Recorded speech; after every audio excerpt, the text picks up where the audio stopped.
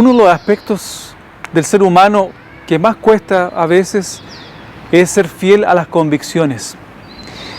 Estaba recordando hace un momento atrás cómo muchas veces los cristianos en la antigüedad, siendo fieles a sus convicciones, eran incluso capaces de entregar su vida. Muchos de ellos eran muertos en las hogueras, otros en el circo romano comido por leones. Pero, ¿será que hoy en día los cristianos también somos probados? ¿Y hasta qué punto podremos soportar la prueba? Quiero que conozca la historia de Víctor, un joven extraordinario. Su historia es sin duda un lindo mensaje para cada uno de nosotros. Bienvenidos a Huellas del Maestro.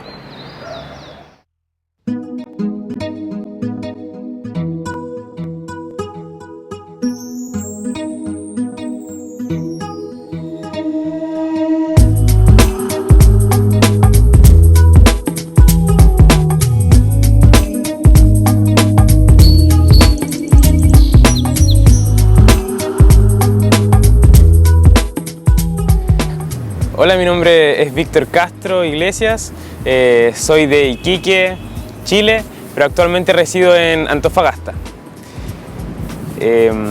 Bueno, soy adventista de cuna, como diríamos entre nosotros. Somos una familia de 4, mi papá, mi mamá y mi hermana. Ahora vivo solo por motivos de estudio, pero toda mi vida he vivido en Iquique.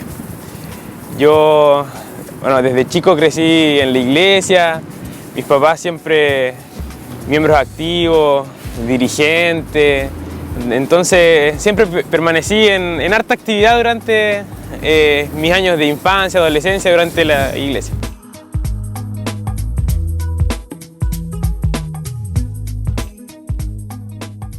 Mis padres, bueno, de chico yo los vi como dirigentes de la iglesia, entonces eso igual me enseñó a ser bien activo, a nunca solamente ir a escuchar la predicación, sino que trabajar por la iglesia. Yo creo que es muy cierto eso del proverbio que dice: instruye al niño en su camino, y aun cuando fuera viejo no se apartará de él, porque la enseñanza de mis padres durante la infancia fue fundamental.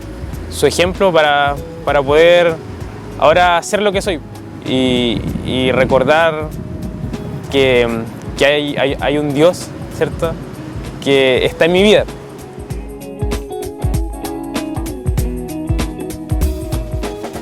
Acá en Antofagasta sigo participando en la iglesia, he pasado por varias, pero ahora estoy en la iglesia juvenil de Antofagasta. Soy maestro de escuela sabática. Cuando llegué acá a Antofagasta, igual me costó un poco encontrar una iglesia, porque allá en Iquique, como pasé toda mi vida en la iglesia 21 de mayo, era prácticamente como vivir en familia. Era algo de anhelar los sábados por ir a la iglesia, encontrarme con mis amigos, de que los papás de mis amigos fueran los amigos de mis papás, de que fuera todo tan cercano. Allá en Iquique era algo muy bonito que se daba en esa iglesia. Igual era un poco el temor ese, el cambiar los aires y venir acá a una ciudad que, bueno, yo toda mi vida viví en Iquique, entonces a otra ciudad igual es el norte, pero es todo distinto. Antofagasta es más grande y tenía un poco ese temor de venir a estudiar, pero al final me di cuenta que Dios pone las personas indicadas en tu camino.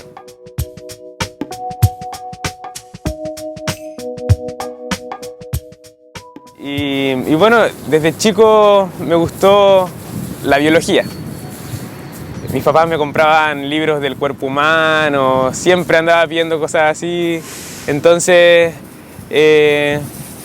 así fui creciendo. En general me iba bien en el colegio adventista de Iquique, hasta que llegó cuarto medio, tenía que decidir qué estudiar, pero medicina, que es lo que actualmente estudio, no fue mi primera opción, porque tenía miedo un poco de esto del trabajo de la medicina, del ser médico, del que después tengo que dar todo por la otra persona, de que va a involucrar mi tiempo, mi vida familiar, y decidí entrar a ingeniería. Estuve un año en ingeniería, pero fue ahí cuando me di cuenta que en verdad no podía estar en ingeniería si en verdad lo que me apasionaba era la medicina. Así que lo conversé con mis papás, ellos me apoyaron, en verdad siempre me han apoyado en mis decisiones, y decidí dar la PSU, postular a medicina, y así fue como quedé en medicina. En verdad era un poco por el miedo de irme a otra ciudad y todo esto, pero al final, si uno tiene un sueño, en este caso, una meta, yo creo que hay que cumplirla. Entonces es así como yo me vine a estudiar medicina.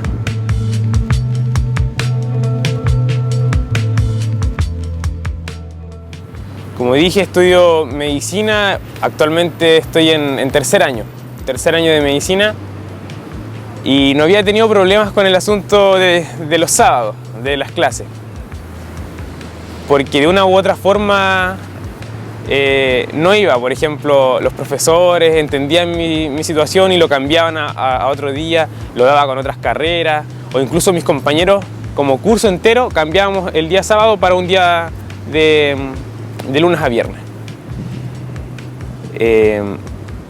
En ese caso, mis compañeros igual se han portado súper bien conmigo porque me han comprendido, han entendido mi situación y lo que es mi fe, y me han apoyado bastante. Lamentablemente, ahora en tercer año tuve un ramo de fisiopatología y patología general que se complicó un poco la cosa.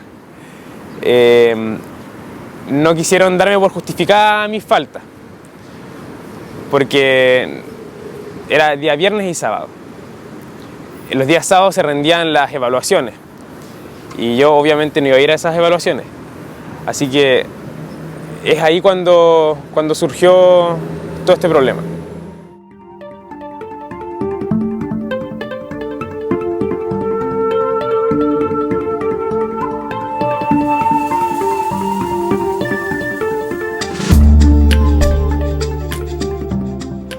En el ramo de fisiopatología, este año, en tercero, fue cuando empezaron los problemas. Los profesores nos hacían problemas por correrme una prueba o los horarios, pero ahora no. Las clases eran viernes y sábado, y el día sábado prácticamente eran todas las evaluaciones, excepto una.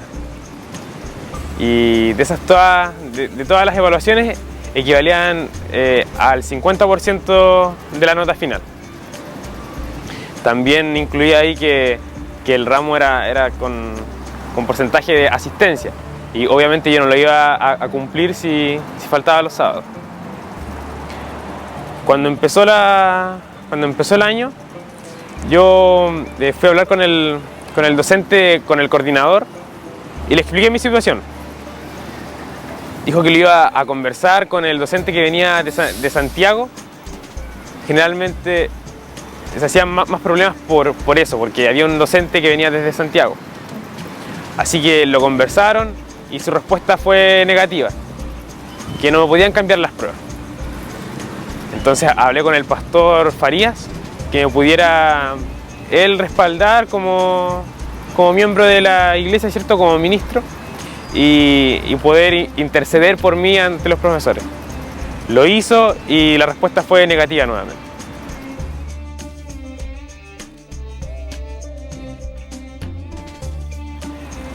Así fue como fui escalando, hablando con directivos superiores, poco a poco, y explicando mi situación, y me tiraban de aquí para allá.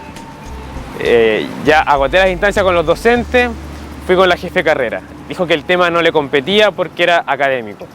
Fui con el director de departamento de ciencias médicas y dijo que tenía que conversarlo con los docentes porque él no iba a pasar a llevar a nadie.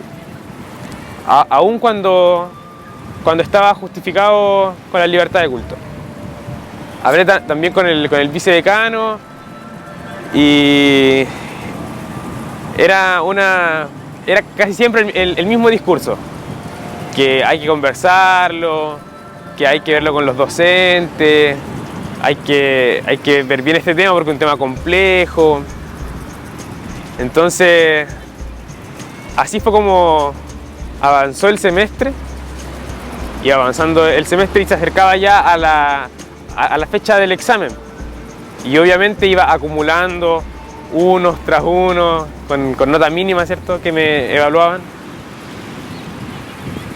Y al final llegué a la última instancia, que era hablar con rectoría. Y de rectoría me derivó a vicerrectoría.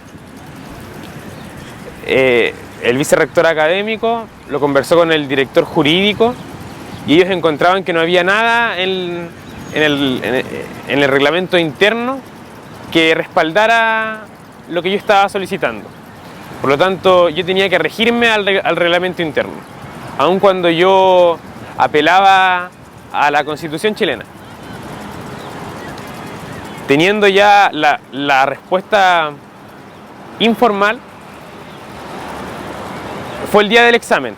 Solicité también dar el examen, pero el docente se negó nuevamente. Entonces, ya fue ahí cuando empecé a hablar con el Departamento de Libertad Religiosa de la Unión Chilena. Y ellos dijeron que me iban a dar todo su apoyo.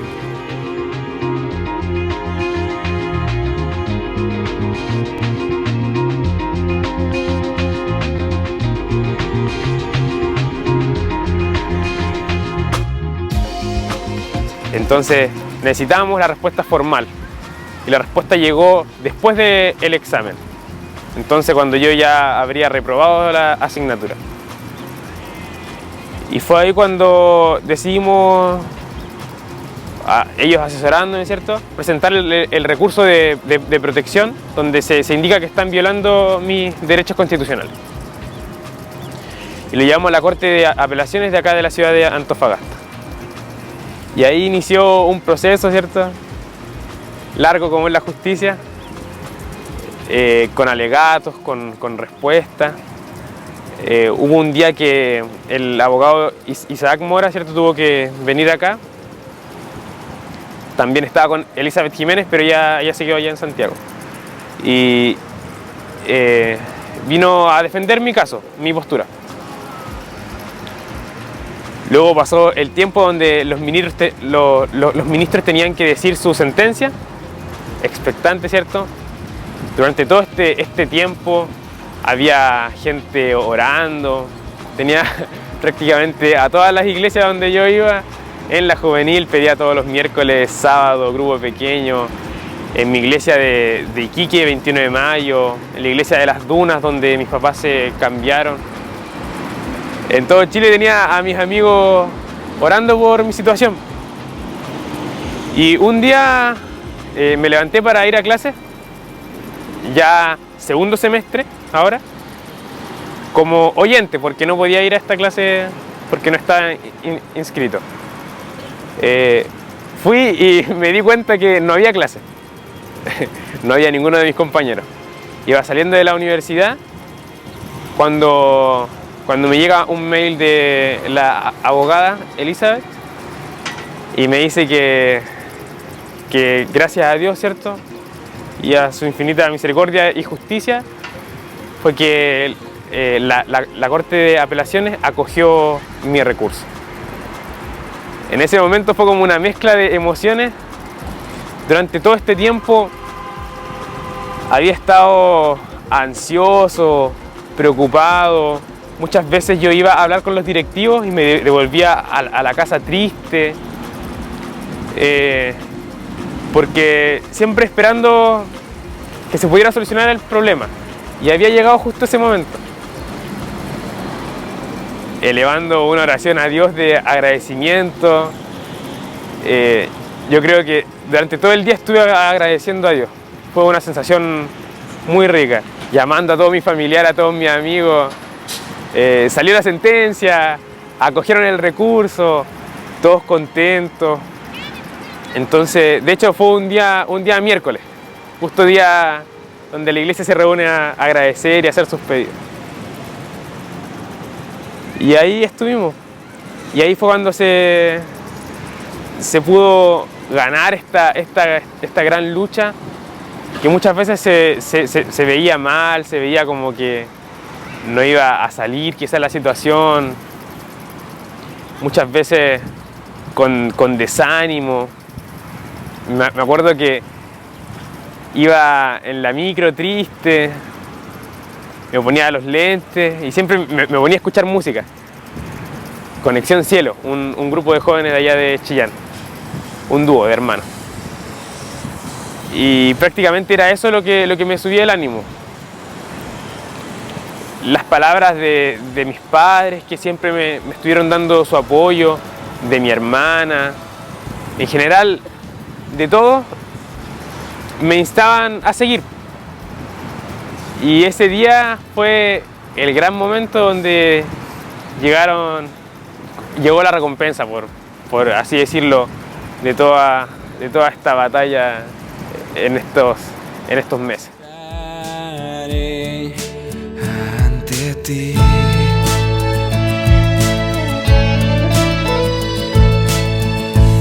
Bendito Hijo de... En estos momentos la universidad apeló a la Corte de Apelaciones. Esto significa que el caso ya no se ha tomado aquí en Antofagasta, sino que en el máximo poder judicial, que es la Corte Suprema. Lo que significa esto es que no solamente es una lucha mía como Víctor Castro, sino como Iglesia Adventista del Séptimo Día, porque esto marcaría un precedente para si realmente hay que respetar o no respetar los derechos, la libertad religiosa, la libertad de culto de nosotros. Yo creo que se marcaría como un hito. Cuando era más pequeño y pensaba en la universidad y escuchaba esta historia de los niños que daban las pruebas los sábados y se negaban a ir y les cambiaban las pruebas, yo siempre pensé que iba a ser una cosa fácil. Y que en el último de los casos se iba a tratar de una carta para interceder y se iban a dar las cosas. Nunca pensé que se tomaría tanto tiempo. Este tema ya lleva un poco más de la mitad del año. Y es un tema súper complejo. Por siempre, Jesús Señor, tú gobiernas en toda la creación. En este momento la universidad apeló a la sentencia de la Corte de Apelaciones. Significa que ya el caso no es tomado aquí en Antofagasta, sino en el máximo poder judicial, que es la Corte Suprema, allá en Santiago. Es algo muy delicado, muy importante para nosotros como iglesia, porque ya no es una lucha propia, no es una lucha de yo, Víctor Castro, sino de nosotros, porque marca un precedente para lo que viene a futuro. Si acaso es necesario respetar nuestros derechos, como es la libertad de culto, la libertad de conciencia, la libertad religiosa. Entonces, es un tema complejo que está por venir. Esto significa que la lucha no ha terminado. Desde pequeño siempre imaginé que la universidad iba a ser fácil, que estos temas del sábado se iban a solucionar a lo más con una carta de algún pastor, pero nunca que se tomaría casi más de medio año, que incluso tendría que perder un año y continuar el próximo. Me atrasaría en mis estudios e implicaría un montón de cosas como gastos familiares, pero es necesario. porque nosotros estamos aquí en este mundo para hacer luces. Dios nos llamó por algo. Si Él fue capaz de dar su vida por nosotros, ¿cómo nosotros no vamos a ser capaces de sacrificar por lo menos nuestro tiempo? Nosotros debemos ser capaces de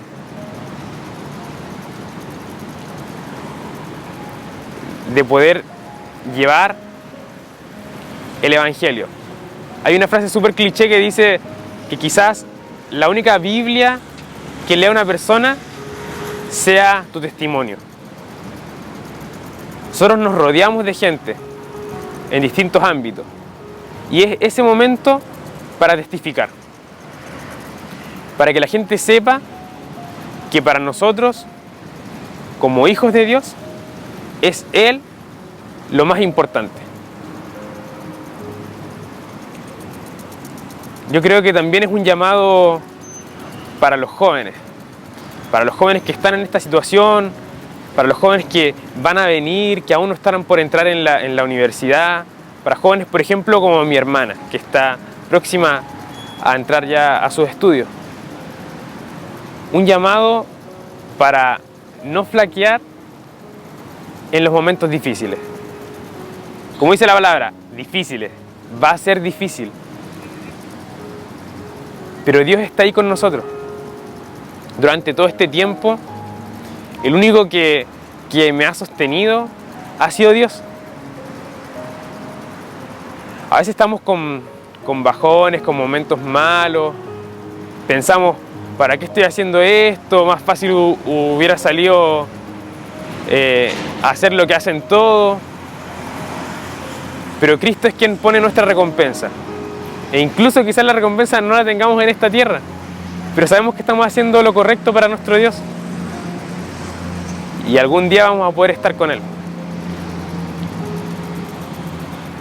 También es un llamado para las personas que se sienten incapaces de poder llevar una tarea como esta. Hay gente que me dice que soy un ejemplo a seguir, pero yo no soy ejemplo de nadie.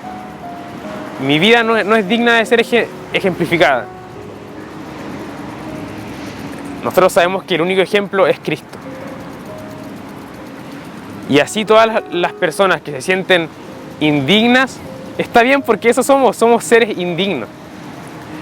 No estamos en este mundo como personas intachables. Es Dios quien trabaja en nuestras vidas. Si estamos en ese momento, cedamos ante Él. No esperemos cambiar para poder trabajar por Dios, sino que trabajemos, porque Dios se encargará de transformar nuestras vidas.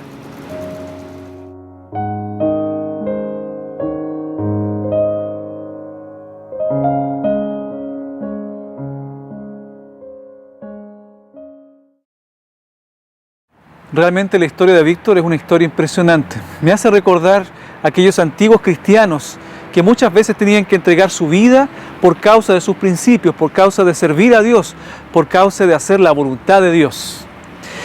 Ojalá hubiese más Víctor en este mundo.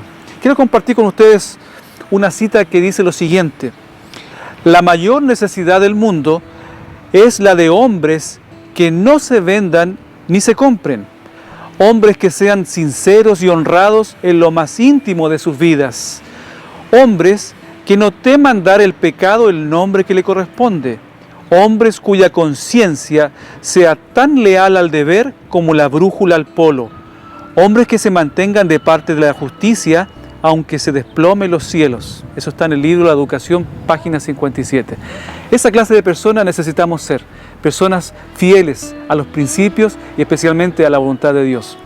Y si tú quieres conocer más sobre la voluntad de Dios, te invitamos para que solicites los materiales que en este momento estamos poniendo a tu disposición allí en la pantalla. Puedes pedirlo totalmente gratuito y nosotros lo enviaremos cuanto antes. Bueno, ya se nos fue el tiempo, se nos acabó el programa. Sin embargo, nos volvemos a encontrar en un próximo capítulo de Huellas del Maestro. Te invito para que continúes en sintonía de Nuevo Tiempo, el canal de la esperanza.